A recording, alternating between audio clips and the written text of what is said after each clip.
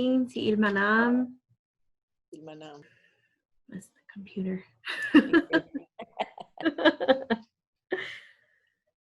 Okay, thank you, Creator, for another morning and bringing us all here together today and having this connection virtually through Zoom during this very uncertain and unclear time. And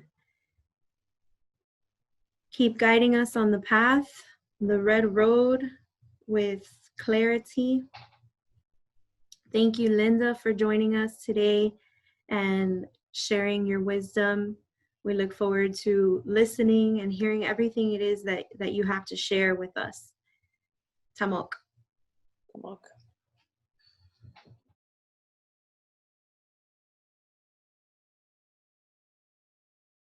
Well, what I suggest is you talk to your elders as soon as you can. And they probably won't remember much, but if you can do the genealogy, then you can, like I had an aunt who was married to one of my father's brothers.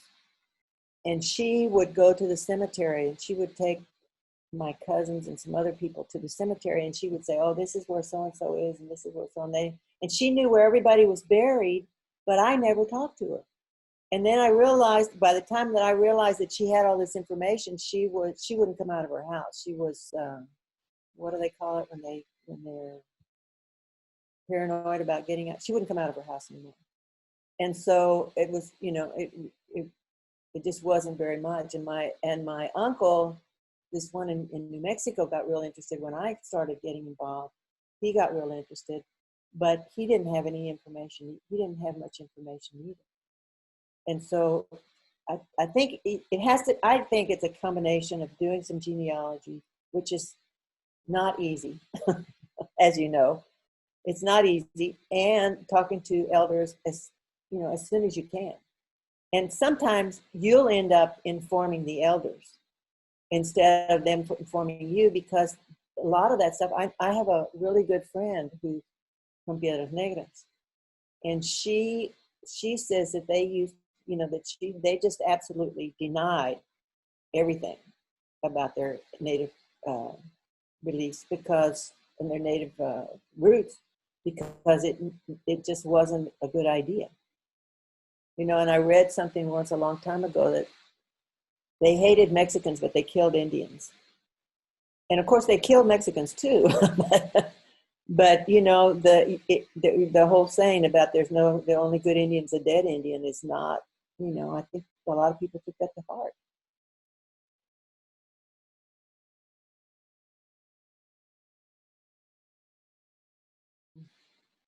Well, it's important for a lot of reasons. One is that I think the main reason is that there are laws and that those laws are not being respected.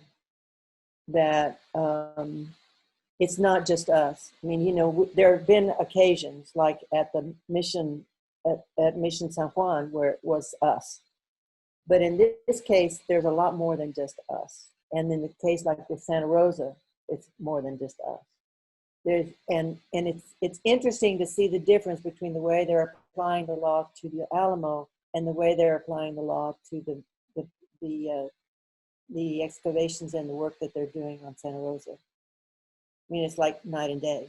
They're sending us emails letting us know that they're doing this, that they found remains, they're stopping work, you can go and observe, they're doing this special kind of digging. I mean, it's not, the only way we've been able to find out anything about a discovery of remains at the Alamo is by doing an information request. We can't they don't release anything unless we've made an information request. It just doesn't happen. And the other thing is that it's just not, they're saying now that on their website, I haven't looked at the website, but my guess is it's buried somewhere, that they're saying on the website that part of the fight for of the Texans against Mexico has to do with slavery. My experiences with the story that I know about that is that 15 years ago, 20 years ago maybe, Rudy Acuña, who wrote Occupied America, came to San Antonio because they were doing some kind of a Raza Unida reunion. Okay, so he came and he offered to do a tour of the Alamo for anybody who wanted it. So there were about 15 people or so that came with him, and they started a tour of the Alamo, and he started talking about the slavery issue, and they told him to leave. They told him that just, you have to get out. You can't say those kinds of things in here. This was, before the GLO, right? The Daughters of the Republic of Texas ran it, but nevertheless, I don't think it's changed that much. They're saying that they're including the stuff about slavery, but my guess is they're not making much about it, and there's just not much there. But it's important for people to understand that those laws are there to protect people. But the fact that they're able to go and dig that up and not tell anybody and do it, they don't want to use the mechanisms for seeing if there's somebody down there before they bury. They don't want to do anything that you would ordinarily do in a place like that, where you know that there are people buried everywhere. And so this whole disregard for the law and the disregard for the cultural integrity. I mean, it's a cultural integrity of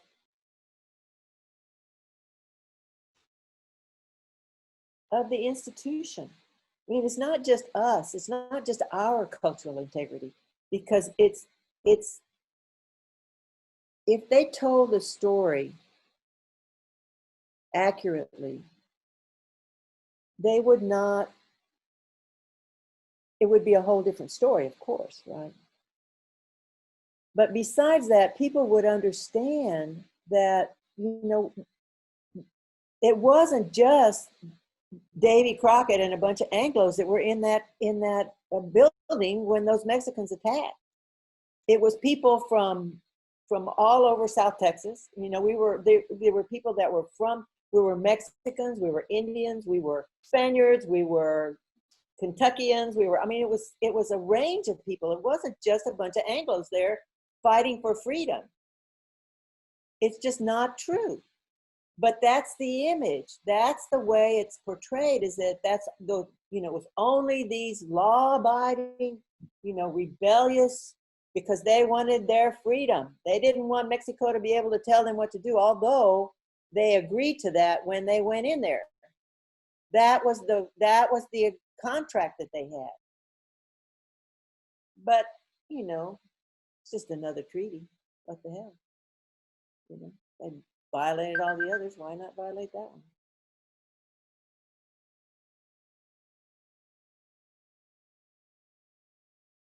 There was something I saw the other day too that was talking about Texas denying, it was something about Texas denying their connection to the Confederate Union. Because Texas was part of the Confederacy. That's one of the Six Flags, right? But that Texas doesn't really play that up very much. We don't, I know, it was somebody, where was it? I have to look for that. It was a talk by somebody, golly, my memory's just not what it used to be. It was this guy who was talking about,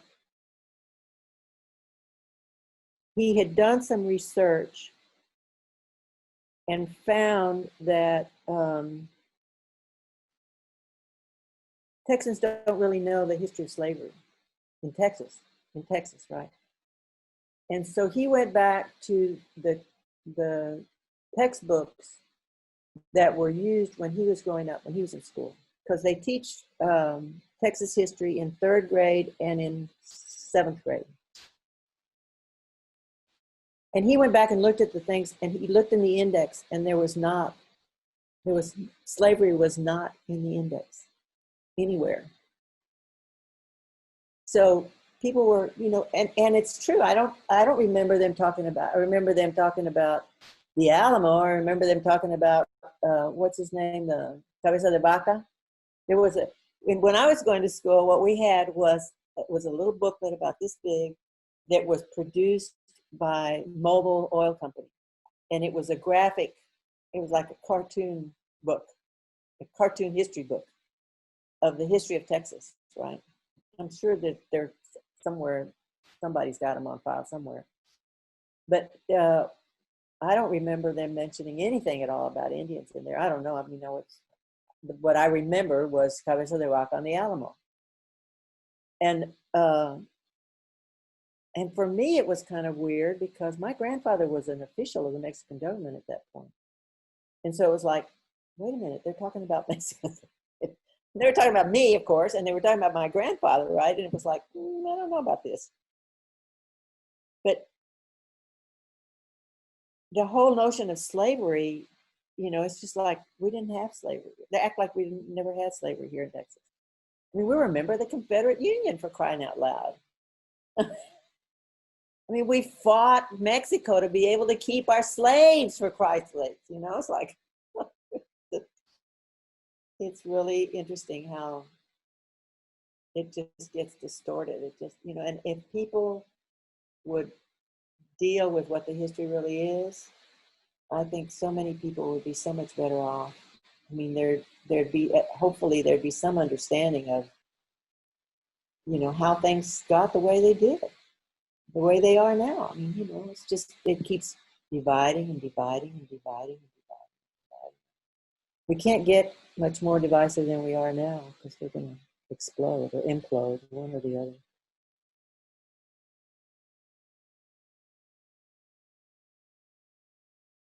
Well, I went to UT Austin in '61, and then got married and got divorced and went back in '71. And when I went back in '71, they had just started the Mexican American Studies Center in Austin, right?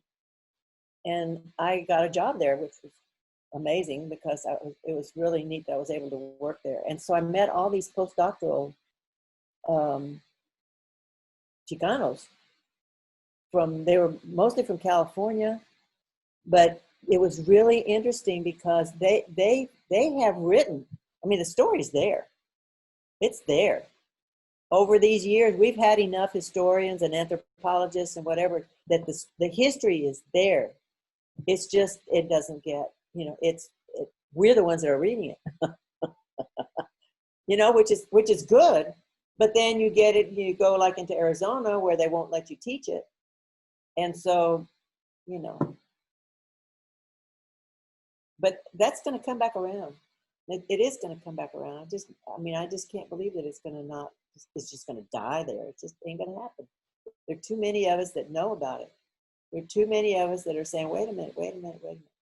And it's going to take more time. It's going to take a lot more effort, but I think it's going to happen. It's going to, in the same way that Native American history is going to get changed.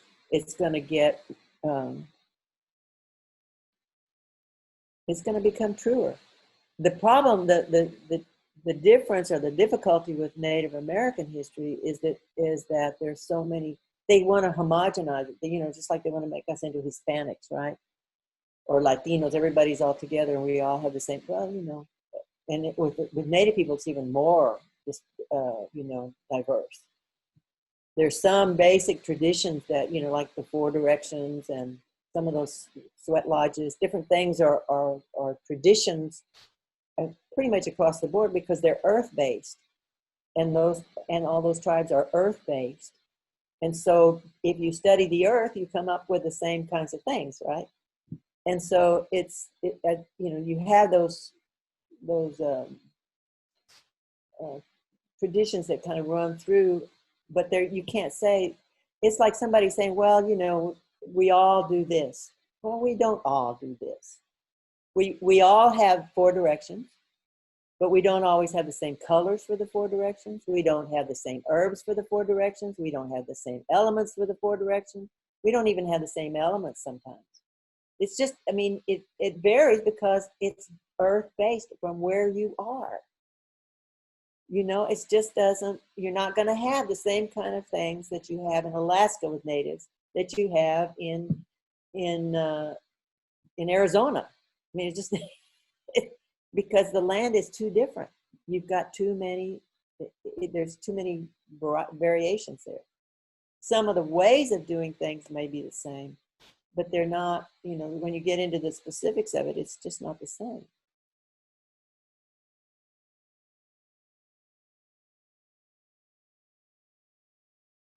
We were raised with that foundation and that knowledge from our elders.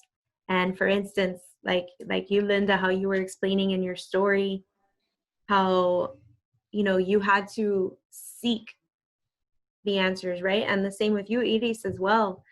And, you know, it's just amazing that I could sit here and say, when I was a little girl, I was taken to the medicine wheel, or that I was baptized at San Juan, you know, when others don't have that. And it's so rich, Yes. to have that. Yes. And yes, you know, I'm just so passionate about passing it down to the future generations so that they do have it as well. Good.